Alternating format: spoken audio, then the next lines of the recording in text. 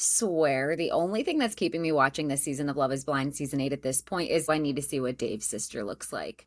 I need to see what Dave's sister looks like. I need to see his friends. I need him to stop gatekeeping his family. What is this? That's the only reason that I'm still watching. That's the only peak. That's the only level of curiosity that's peaked at this point. The season has been spoiled. Shout out TMZ. We already know the couples, I'll say that in case you don't want to know, who get married this season. So really, what else is there to find out? This has been the most dull, unseasoned, vanilla, bland season of all time. So because of that, I'm going to try to get through episodes 7 through 9 very quickly. I'm going to highlight the most important parts. If you've decided I'm not watching this season, but I'll look on from afar, then I'm your girl. We're going to go through all of this together. I ended my last episode by saying, episode 7. Do you know you have 30 minutes? And yet I sat here and watched 3 hours. Okay, episode 7. Taylor and Daniel basically have a face-off in the hotel dining room. And Taylor is asking Daniel about whether or not he knew what she looked like the entirety of this experience. She has a vague memory of Daniel following her on Instagram. She's like, if you have a picture of yourself in front of a Christmas tree, I remember you. And now that I'm looking back on it, I'm like, okay, one of two things could be happening. One, Taylor's completely on the money and the followers app is as completely unreliable as people have claimed it has. Number two, when you connect over something as simple as Christmas, you could be 1 in a million, 1 in a billion people who have a photo with a Christmas tree. So like, it's really kind of like taking a shot in the dark, really could apply to anybody. So I'm not sure, but they have a face off in the hotel dining room. And Taylor just wants to get to the root of whether or not Daniel knew what she looked like and if that's why he moved through the experience the way that he did the entire time. I made a joke in a prior episode about how Taylor felt so betrayed because Daniel got like huge pieces of her off of her Instagram. Taco Bell, her faith, and how those aren't personality traits, but those are things that she just like feels comfortable sharing. You can't base your personality around Taco Bell or whatever. But honestly, Taylor and Daniel, I guess, are one of the least frustrating couples throughout this experience. So Daniel's like, no, I promise, I don't remember that. Out walks the producer, and she's like, hey, so Taylor, I can give you all the answers that you're looking for. It felt like, I don't know, it felt like one of those movies where they're offering you something, like the main character gets offered something that's almost too good to be true, and you're like, should I be saying yes to this? Should I not be? How do I feel? So the producer walks over, totally breaking the fourth wall, breaking that illusion. And she's like, Taylor, if you want the answers, we are willing to give you your phone back. And so Taylor's like, okay, yeah, I guess give it to me. And then she sits there and waits an awkward, 2 minutes for for the Wi-Fi password. They leave her on red. Taylor's like, okay, Bueller, is anybody going to answer me? Or are you just going to give me this phone or what's happening? So she goes through her followers app for what feels like 15 minutes.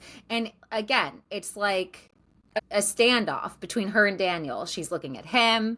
He's looking at her. She can't find his name. And then this ends up making her emotional because now she feels like she's crazy. And to be fair, Taylor, the app could be wrong. And this is just like, Daniel doesn't not look like 90% of Minnesota, right? Like Daniel doesn't not look like a lot of people that you're around in Minnesota. So I don't blame you for getting him confused with somebody else, right? So ultimately she feels bad for questioning this, especially after he was patient with her.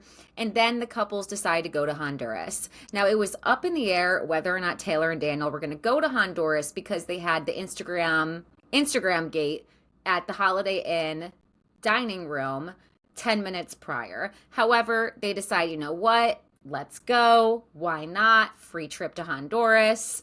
And all of the couples who are currently engaged go on the trip. I can't explain it because Devin and Virginia have more chemistry than I expected them to have. Their initial meeting was like kind of awkward. I wasn't really sure how to read it, but also Virginia is so like soft spoken, like low key. And so I wasn't sure if it was awkward or if she was really into them, but like they're having a lot more chemistry than I expected them to have. I think that their main point of contention that they get into is the record scratch when Virginia mentions that she would like to get a prenup prior in the episode. But I mean, they're holding hands. They do the pool together. For one moment, I thought like, "Oh, are we seeing a spicy moment?" But I think it was editing and the combination of them bobbing up and down in the water, you know? But so we see them, they get a couples massage. He's really into that and they're having good chemistry. Now, Lauren and Dave are having a conversation together and she's talking about, I got my nails done, I got a bikini wax, and that means that I can't have sex 24 hours after. And my mind went two ways. Because first of all, it seemed like Lauren really wanted to have sex. It seemed like she was really chomping at the bit to get down and dirty with Dave. I also felt like she felt like if she connected with Dave deeper, then that would like solidify their connection together. So I feel like she already feels kind of insecure with him, like where do I stand? So I feel like she wanted something to connect them more, something to make her feel solidified. But so she seemingly is bummed about her wax, and then part of me wondered if she intentionally got that wax so that her and Dave so she could have a reason to avoid being intimate with Dave, which is concerning because that would already mean that she has this predisposition that Dave is somebody who needs a reason as to why she's not ready to be intimate with him, despite this is their first time meeting face to face. I also think Lauren is interesting because she seems like somebody who can't sit in the awkwardness of not knowing someone and just sitting in that and being okay with not knowing somebody that well. And it seems like she's trying to be like overly comfortable with Dave, like really, really lean into like, he's my husband, we're a team, I know him, this is my partner, this is my soulmate, we're going to go through everything together. And experts of other shows have said that if you're not willing to lean into the experience, that you're likely not going to have a positive result. But Lauren, to me, seems like she's doing that to soothe some sort of awkwardness inside of her. And I can't explain it, but it just feels weird. Okay, Ben and Sarah, 7 seconds into their honeymoons, they're in the mirror practicing poses for their selfies together. It's clear that Ben is the vain one in that relationship. He gives me the ick. This should have given Sarah the ick. This should have been her 13th reason to not want to be with Ben. And I thought it was interesting to learn that Monica's 5'10" because she did look tall. As I said, Devin and Virginia were getting a couples massage in episode 7. So back to Dave and Laura, they have a conversation and he's talking about how he's trying to challenge his shallowness. I believe they have this conversation at lunch. And the more Dave talks about this, and the more he makes it seem like Lauren is not his typical type, or it would typically date somebody else, or he just really talks about his shallowness and vanity, the more that I would feel like a personality hire, I would feel insecure, I would wonder, is he trying to tell me that I'm not what his typical type is? Is this like a backhanded compliment of like, oh my God, you're so much different than the girls that I'm usually with? The way that he's talking about it would make me feel uncomfortable. And at one point, he even references his like, how are you gonna feel when I go back and talk to Monica? And I thought he was asking for Lauren's permission to just like start pursuing Monica again. And I guess that's not technically what he was doing, but I think that that's what's gonna happen, and it was more so like a Freudian slip. That's how I feel about that. Lauren does get to put Dave in a dunk tank and dunk him for all of the exes who probably hate his guts. Moving on from Lauren and Dave's dunk tank, you cannot escape the feet in this entire season of Love is Blind. I don't know what it is or who's behind the camera this season, but there's tons of zooming in on feet and like body parts that typically wouldn't be zoomed in on. Everybody's barefoot. Everybody has dirty feet. It's so disgusting. Ben and Sarah are on a yacht. We're getting a close-up of it. Later on, we get a close-up of Monica's toenails in like so many different positions with her family.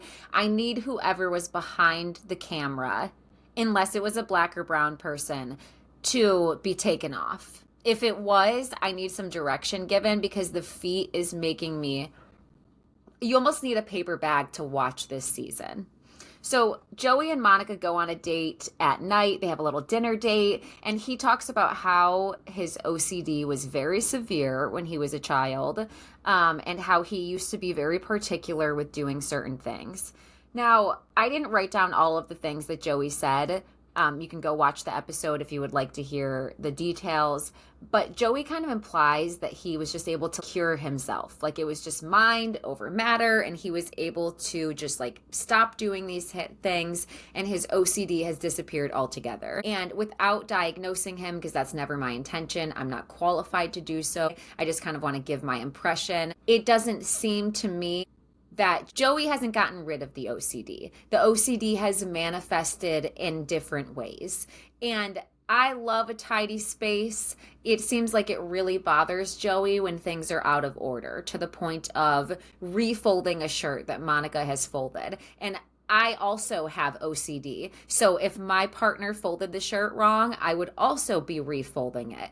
But that's just to say, you can't cure yourself just by thinking like, I shouldn't do this anymore. You may stop doing one thing, but it's going to manifest somewhere else. Dave and Lauren are pretty much the only couple that's having like real drama in their relationship until later on. So they're pretty much who we talk about the entirety of episode 7. So they go on a boat together, and a couple of things stood out to me. First of all, Dave hints that he doesn't like Lauren's new hair, which, like, what does he mean? I don't know if that's in reference to, like, did he see old photos of Lauren and he's like, I don't like your hair now. I don't understand what he meant with that comment. Well, this is the first time we hear Dave bring this up, and this is important because Dave doesn't drop this. Dave doesn't drop this for the next few episodes. He feels weird about Lauren's exes, and now that he knows who they are and she's said names, Lauren, you shouldn't have done that. He's like, oh, well, I see those guys at the pool. And this bothers him. And I'm going to be honest, to me at that moment, it felt like Dave, I don't know if Dave was judging the other guy because he was like, I'm better looking than this guy. That's your type. Weird. Or if he was like territorial, you don't shit where you eat. What the hell? Whoever I date isn't supposed to have any overlapping friends with mine. Like she's supposed to be just mine. Like not like a homie hopper. Like nobody else should have had access to her. Or I don't know if he was simply just slut shaming her because he believes that she should have been very virginal. Because that's what it sort of seems like, especially as we go through the episodes, although it could be a combination of all three. As he's talking about how he feels like Lauren talking to someone 2 months before she gets to this experience is still way too soon, he brings up how Molly, I hate how he brings up other girls he's dated as if that's okay. Molly said she dated someone for 6 months ago, and I even felt like that was too soon. And it's like, I don't buy Dave saying that he hasn't had sex before the pods either. I just don't believe that. How he's described himself would say that he's the king of one night stands, the king of ghosting. So I don't believe him. On to episode 8. I'm calling this episode a family affair. I don't know what it really is, but we basically meet all of the couple's families. Reminder, they meet the families later on in the episode. So first we're starting out and they're still in Honduras. Ben and Sarah go to lunch and talk about how he's just waiting for that one thing that's going to make him not like her. Oh my God. And he actually shades her. I'm like, Ben, should you be on Real Housewives of Salt Lake City? Real Housewives of Minnesota? Because he brings up how Sarah keeps all the tags on her clothes. It very much was giving Whitney. So he's basically like, Sarah's going to return all of her clothes. It felt like he was kind of judging her for that. And so Sarah retorts back, which was kind of hilarious. And she was like, yeah, I guess I would talk to you about your hair washing schedule. To which Ben says he washes it every other week. Every other week. Cut the cameras. That's a sophisticated way of saying you wash your hair once every 2 weeks. As a straight white man, you should be ashamed of yourself. That's concerning. To follow that up with I do laundry once a month and he wears the same outfit most of the time Are you a cartoon character? Do you have the same outfit all lined up 8 times in a row? Are you re-wearing the same crusty clothes and never washing your underwear?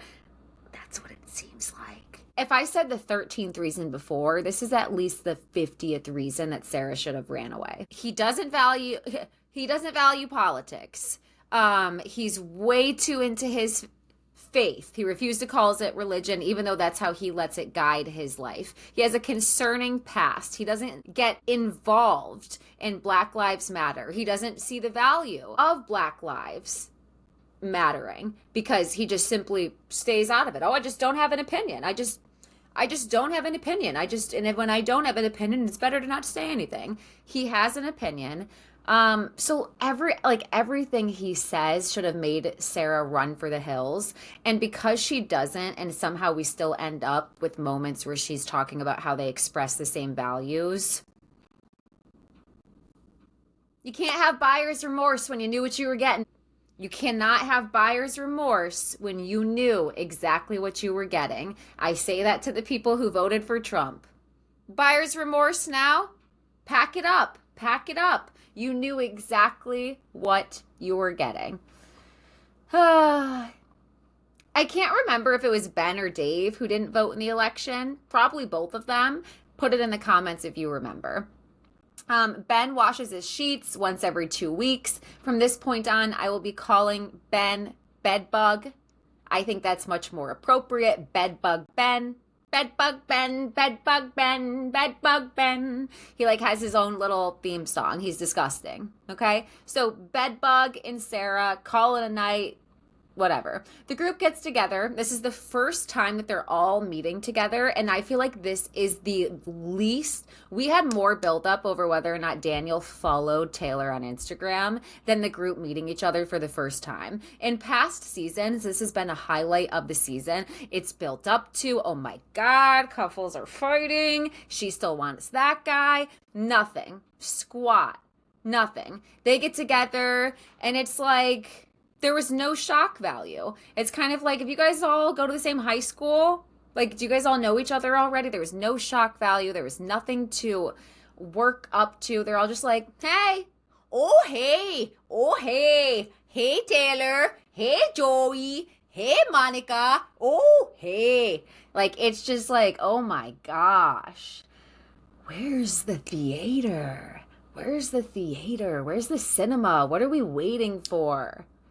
Okay, so they get together and see each other, and like I said, everybody's just sticking with their couple. There's no drama. The only drama we get is Dave surveying the entire group about their sex life.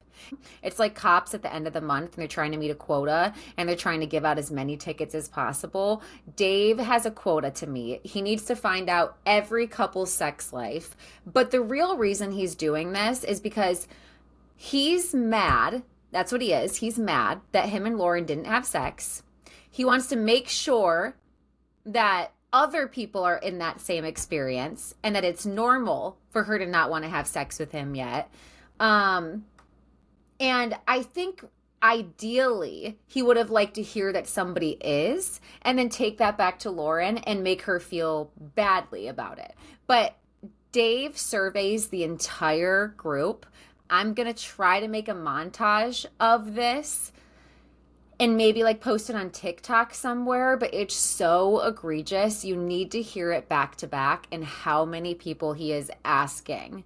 If you want to pull up the episode and watch for yourself, start at 8 minutes. Start around there. So first he starts with Devin. As he's making his rounds, Devin is the first unlucky candidate. He goes up to Devin and he's like, so, are you in Virginia? You in Virginia? And Devin is like, no, we're not, After Devin answers this, he goes up to Virginia. Head scratch. Why are you asking Virginia? You just heard from her fiance. No. And also, going up to a woman and asking her this when you don't know her is kind of like going up and asking her age or her weight or if she's pregnant. What do you mean you want to know if I've spread my legs yet or not? Have you ejaculated yet? Okay, like, have you taken a big shit yet? Have you had diarrhea? Like, what kind of question is that? It's so prying. It's just odd. You already heard it from her partner. If you think she's going to give a different answer, why would you think that? Like, let's go through the paces as to why that would make sense.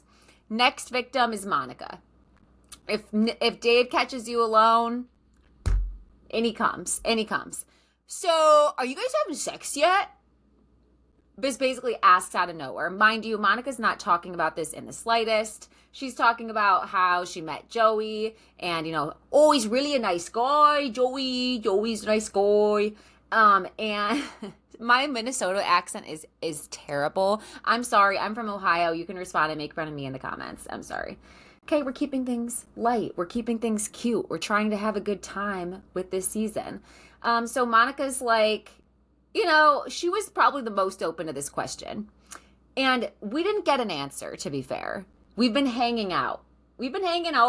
Is what we got. I don't know if that's yes. I don't know if that's no. But they've been hanging out. Okay, so we'll leave it there. That's not good enough for Dave. So next up is Taylor. So I've been asking people, if they've had sex yet. What a line. Oh my God.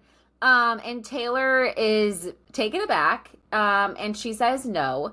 And Dave goes immediately into complaining about Lauren because why would he not? So he's talking about how Lauren pees a lot in the middle of the night. Like, she's so restless. Like, she's always moving. She pees once an hour.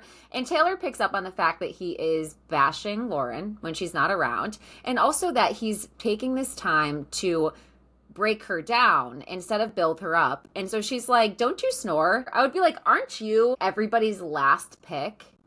And he was like, yeah, I do snore, and she's been so nice to me for that. Lauren has been so gracious to Dave, and I would feel a lot worse for her if their values didn't match up. I mean, again, you knew what you were getting. Why you thought that he would have an opinion that women can only get an abortion if they have like a set of reasons that feel okay to him and approved to him, and then think he's going to respect you is beyond me. Why you think that he starts the conversation talking about how he does not respect women, how he's very shallow, how his mom wanted to instill integrity in him, but he struggles with that. Why you would ever think that he would be able to make those changes for you is beyond me. And it echoes that thinking that a lot of white women have, which is, it won't come for me.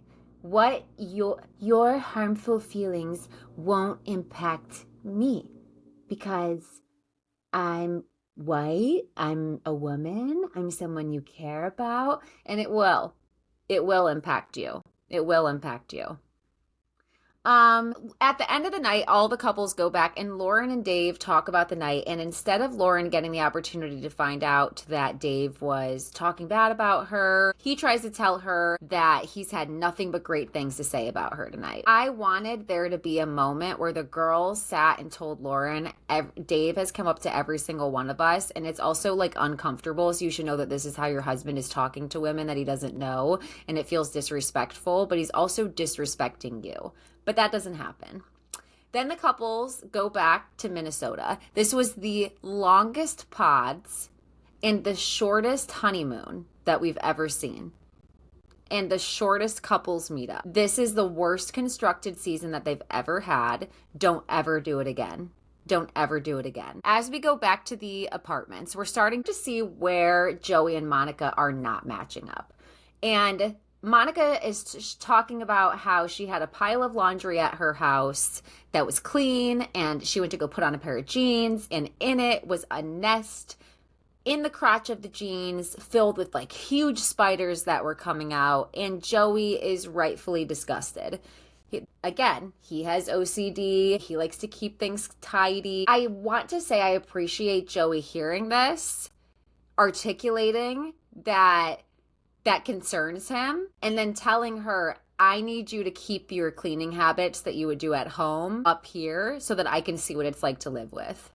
Because yes, treat this experience seriously. See if you could actually live with each other. Everybody's inclined to be on their best behaviors. They're on camera. It's, pressure's on. It's also not your apartment. So sometimes it's like easier to feel motivated to clean because there's just not as much clutter. Like even look at my background. So I get it. But he's like, you need to do things exactly as you will at home because I need to prepare myself. And I think that level of intention is important. So Dave and Lauren play a brief card game together, and the only thing that's important that we find out is that they've gotten their phones back, and Dave is overwhelmed with all of the people in his life who are chiming in on his decision to go on Love is Blind, his decision to get engaged, Lauren, how they know Lauren already is beyond me, how they formed an opinion on Lauren is beyond me, but he's overwhelmed with everybody questioning his personal life, his decisions, and Lauren is feeling badly for Dave because he couldn't call his family and share the excitement over their engagement with them because they're not excited for him. And I feel like, first of all, I wouldn't be surprised if Dave's family is not nice, if his friends are not nice, because look at Dave. But also, I feel like from Dave's sister, the way that he's been describing her all season has been very weird. It's like, are we his White Lotus, Cruel Intentions, like what's happening? But because his mom passed away 6 years ago, I do think that his sister is fulfilling the role of some sort of maternal role in his life. And I think that Dave's sister knows who Dave is. She's his sister and loves him as he is. So she's not asking him to change. She just sees him exactly as he is, which is shallow, arrogant, and asshole to women, dates for looks, high maintenance, obsessed with talking about his career in plastic surgery when he was trying to act like he was a surgeon. Like she knows how he is, how he struggles with integrity, the types of women that he usually goes for, how he is himself. And I feel like she was kind of apprehensive about anybody Dave's bringing home because it's left up to Dave's discretion. I feel like her hesitancy has more to do with the discretion of Dave than it may do like how with Monica's sister, we see jealousy there. But we'll see once they meet them together and what the vibe is. But I think Dave's sister knows who he is, sees that, and she, it is rooted in misogyny a little bit too, to like preemptively just like dislike the girl because realize that it's your brother, in fact, who's interested in that and who shares a lot of those same traits. Anyways, too long about Dave. We see a tour of Devin's home. Virginia is not with the $700 pair of sneakers. It seems like she makes very wise investments. She does not think that that's a wise investment. It seems like she thinks that it's frivolous to spend it on sneakers often. But I think as long as they have separate accounts, which they mentioned, one account together, one account separate, if they have the money and nothing's missing as far as what you guys are owed together and what you're setting aside, let them get what they want to get. We go to Virginia's house. Her house is stunning. First of all, she has multiple floors. It's beautiful. It's very modern. It's very tidy. And she expresses that the next place that she goes to, she would ideally like to move into a house and not look for another apartment. She would like to buy. She is at that stage in her career. Now, this is the conversation where she brings up the prenup. They're talking about their finances and they're aligned on 90% of the things. They want to have the same account, like I just mentioned. But when she brings up the prenup, that's an issue. And I'm not sure what it is for Devin. I'm not sure if it's the way that Christians tend to frame prenups, which is they think that you're planning for your marriage to fail and a marriage shouldn't fail because you're not supposed to get divorced. I'm not sure if that's the way that they're looking at it. I'm not sure what the disadvantage would be for Devin. And it's like, also, like, you just met her. And she's saying that if you do become the CEO of the company you think you are, she doesn't want to be in your pockets taking from you, and vice versa. You shouldn't be in her pockets. She's a doctor. She has a career. She's going to make some wise investments. She would like to be a millionaire. If you would like to be a millionaire as well, you can. I like the fact that she added, like, I'm not going to be a millionaire and have you in debt. Like, obviously, we are a team. But I also like that Devin was like, well, I also want to level up with you there.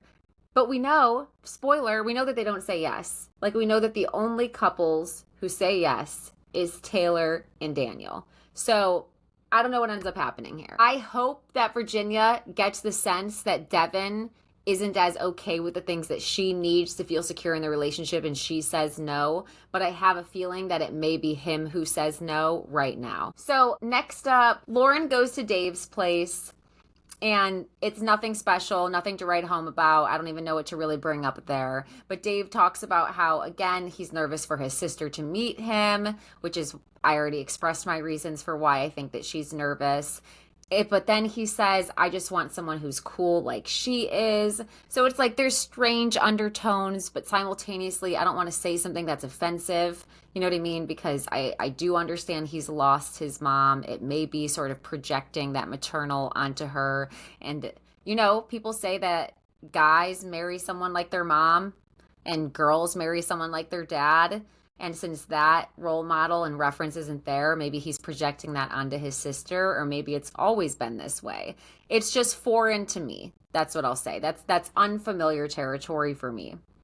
So Lauren talks about how her father is very traditional and how he was not okay with her brothers living with their significant others prior to them getting married. And she's really not sure what he's going to say about their situation or how much he even knows about the experience.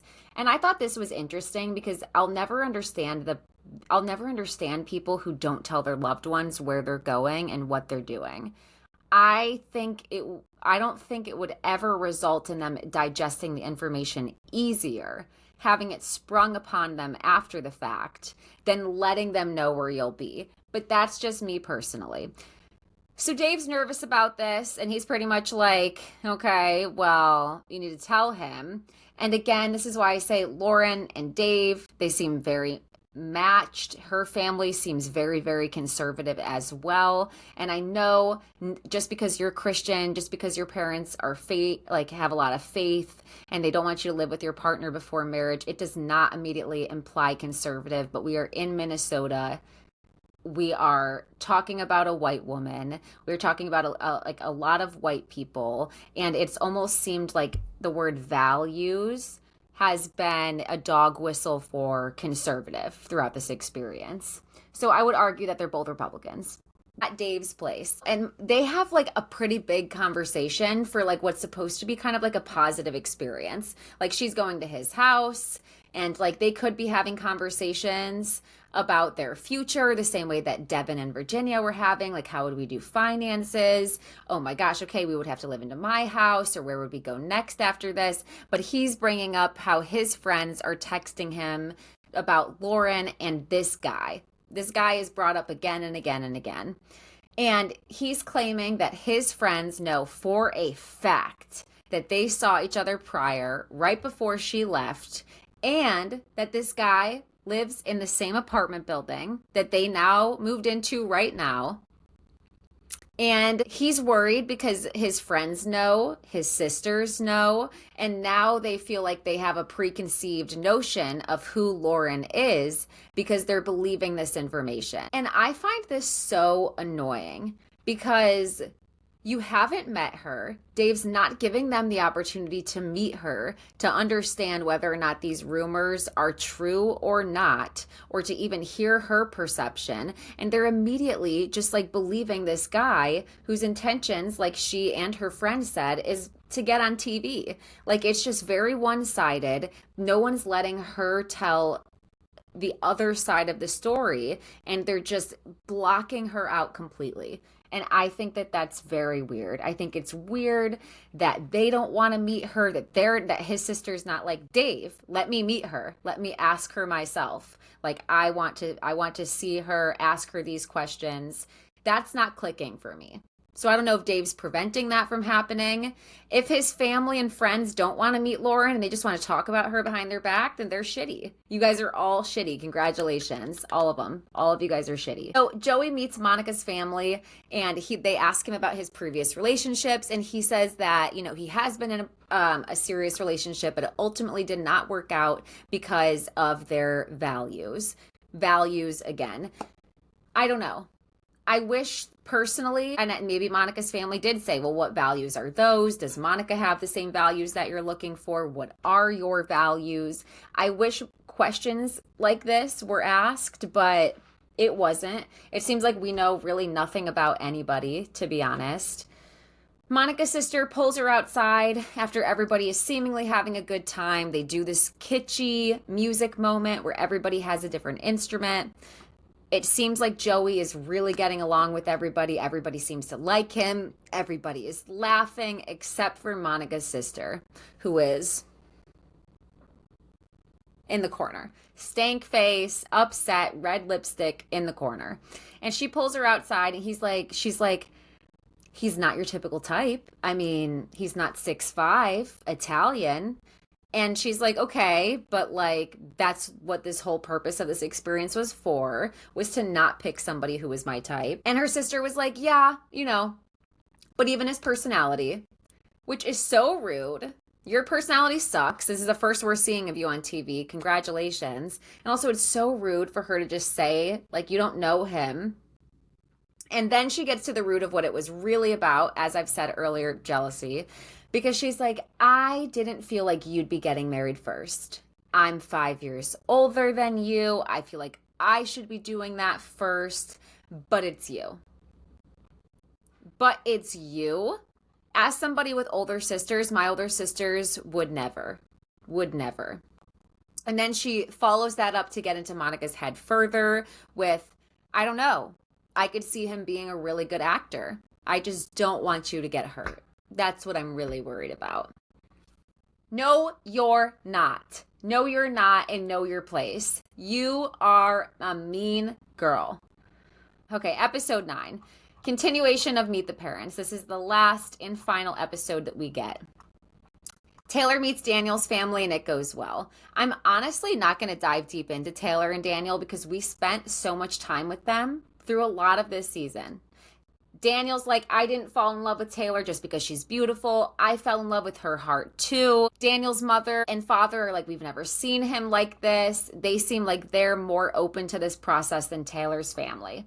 Next up, Dave goes to a workout class. And it's like a soul cycle course. He does it with Lauren's friends who are the instructors, and he struggles with the class the entire time, which I think sets the tone for his communication after the class, which is bitter, salty. He's in a bad mood. He's like, I just don't do exercise classes because I'm bad at them. And it's like, yeah, okay, so you're one of those people who doesn't do anything that you're bad at, anything that you have to try hard at, anything that just doesn't come easily to you. You're one of those guys. You're a fist through the drywall frat boy. That's who you are at your core, Dave. That's who you are.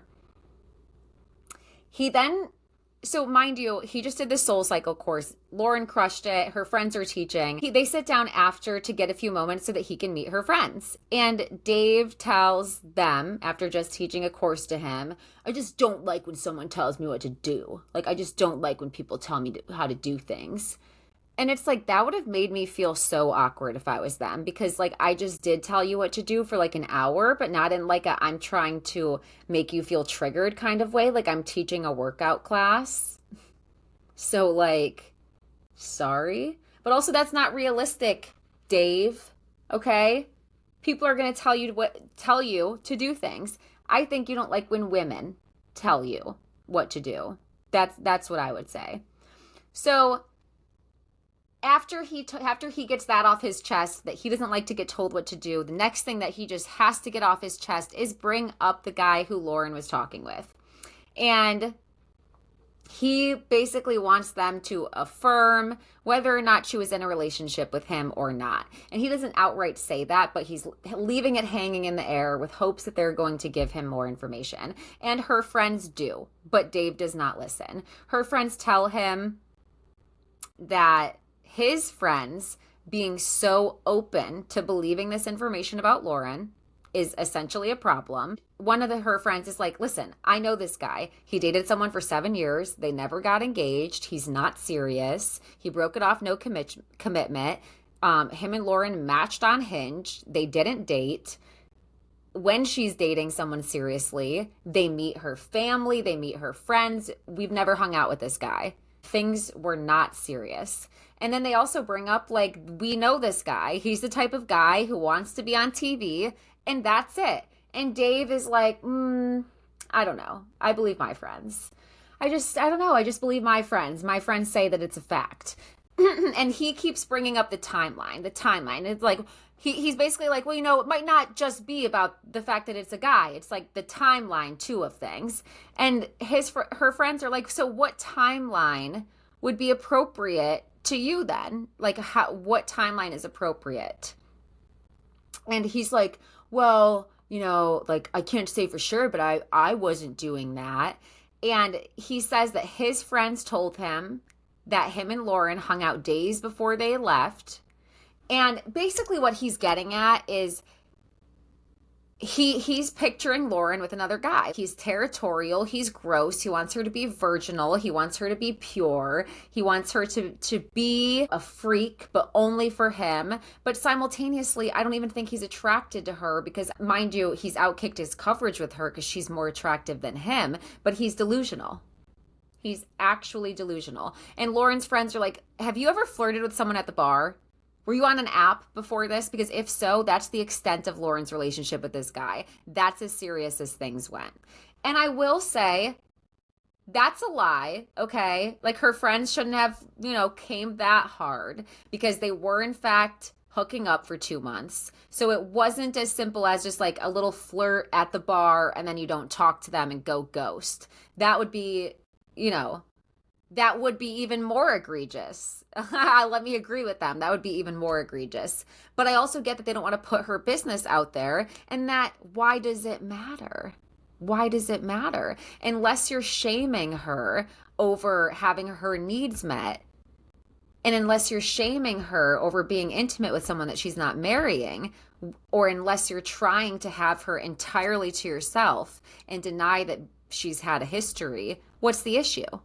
What's the issue there? Lauren's friends come to realize that Dave just doesn't believe Lauren, and they don't appreciate that he's making her out to be a liar. You can tell that they're concerned for her, and you can tell that after this, they're definitely going to send her a text and express concern and be like, get the fuck away from him. What are you doing, Lauren? What are you doing? He's managed to push your standards of yourself into the ground. They're plummeting because why are you entertaining him? So Joey talks to Monica and they have a conversation about meeting the family last night, mainly his sister, because that was the only problem.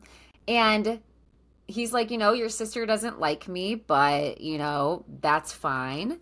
And she's like, well, it's not fine because I would like for you guys to get along. And he's like, well, that's a her thing. It's not like she's giving a reason or saying it from a good place in her heart or saying any constructive criticism. And then Joey clocked it. He's like, hey, does your sister ever approve of any of your relationships? And Monica's like, no. You know what? Honestly, she doesn't. Telling. Very telling. And Monica, Joey doesn't need to have a conversation with your sister. That's awkward. You need to have a conversation with your sister. Why are you so jealous of me? It's weird. It's very weird. Taylor and Daniel now meet her family. They have a couple minutes alone with her family, and then Daniel's family comes over. This is the most intertwined we've seen a couple get on Love is Blind, I feel. I may be misremembering, but I don't necessarily remember the families just meeting each other right away prior to the wedding to see how they fare and get along. It's very obvious that Taylor and Daniel are going to be the ones who say yes. Again, they bring up divorce. Neither family believes in divorce. That's a shame. That's a fucking shame. Because if something ever happened to your child, wanting them to stay miserable is sad. So moving on from Taylor and Daniel, Sarah goes to meet Ben's friends, and his friend group is a little bit more diverse than I thought it would, but they think that they all met at church. It seems like they all met at church, or they're all faith-based, so there's that commonality between their values, I'm assuming. One of Ben's friends is gay and she's dating a girl, which does make me wonder what's the thought on Ben saying that he knows someone that way in reference to someone who's queer. I'm just curious on that. All of his friends fawn over Sarah's engagement ring. Sarah tells them, oh, I just know Ben believes in equality and equity. He was just so convincing about that. And he's like, it's faith, not religion. And yeah, as I said, Sarah's performative. She was performing. It is theater to her. She is cosplaying. She does not care about these issues, because if that was your perception of his statements, which were so concerning and disgusting, then, like I said, hard to feel bad for anybody. Dave and Lauren go back to their house, and they're supposedly getting ready for Dave's friends to come over. Now, they end up talking about, again, take a shot every time they talk about who Lauren was fucking before this. They start talking about who the guy, again. And Dave lets Lauren know, my friends are on standby. I don't know if I really want to have them come over, which at that point, you know that he doesn't. He acts like his friends are just these truth seekers, like just they can't let him, be with Lauren because they have the truth. And meanwhile, all of them probably follow Tucker Carlson and love him excessively. Okay. So yeah, he tries to tell Lauren, I know for a fact, my friends are right. Blah, blah, blah, blah, blah. Lauren wants to defend herself. She wants his friends to come over. She wants just to be able to talk to them. Dave's like, I don't think that that's a good idea. He basically wants to break up with her anyways. He's wanted to break up with her anyways. Either they've had sex already and he's gotten what he wants and it was after the honeymoon, or they still haven't had sex and he's upset. I knew when he met her, they wouldn't be his type. To be fair, Molly's beautiful, but I'm surprised she is too. The way he talks is like he's looking for a fucking 50 out of 10, Lauren is beautiful. I think she's more attractive than Dave. Dave is a 3, but she's girl next door. And I think Dave wants made up. And I think Dave wants injections. Lauren still ends this conversation as he's like, my friends aren't going to come over. We're just going to go talk to you some more. Just talk about you some more. Sorry. And she's like, I want you to know I really want to marry you. I really want to marry you. Stand up. Stand up. This is what you get. That's what you get. Yeah, that's what you get. Okay. You found someone with similar values. This is what it looks like. This is what that looks like. To Lauren, to Dave, to Ben, to Sarah, you found someone with the same values as yourself. This is what it's like to be with someone like that. This is what it's like. The episode ends with Sarah seeing a TikTok, the TikTok that's gone around that's about Ben. Ben's like, yep, that's about me. They didn't say names, but it's about me. And basically goes with the, she's crazy. I did nothing. I remember nothing. She's butthurt. I ghosted her. That type of thinking is what he goes with. That's the excuse he comes up with. He says he doesn't remember anything. It was 4 years ago. They went on one date. Oh, but he made her the aggressor, but she was always the one pursuing me. Like she was pursuing me, taking no accountability. It's giving Darvo. Okay? That's what it's giving. So we'll see what happens. Sarah's like, I don't think somebody would be crying like this over just ghosting them if you went on one date. This is the most worst season ever. This has been a terrible season. 0 out of 10 recommend. I hope Virginia says no, but I feel like Devin's going to say no. Taylor and Daniel are obviously both going to say yes. Sarah is going to say no. Okay, I'm almost positive we had that spoiled for us as well. Sarah's going to say no, but she was going to say yes and found out more shit about Ben. Okay, that's what I've heard allegedly. Who else am I missing? Lauren and Dave. I don't even think they'll get to wedding day because I think they're going to break up and I think he's going to go find Molly. If they do get to wedding day, Lauren will probably say fucking yes. She'll be like yes and Dave will be like no.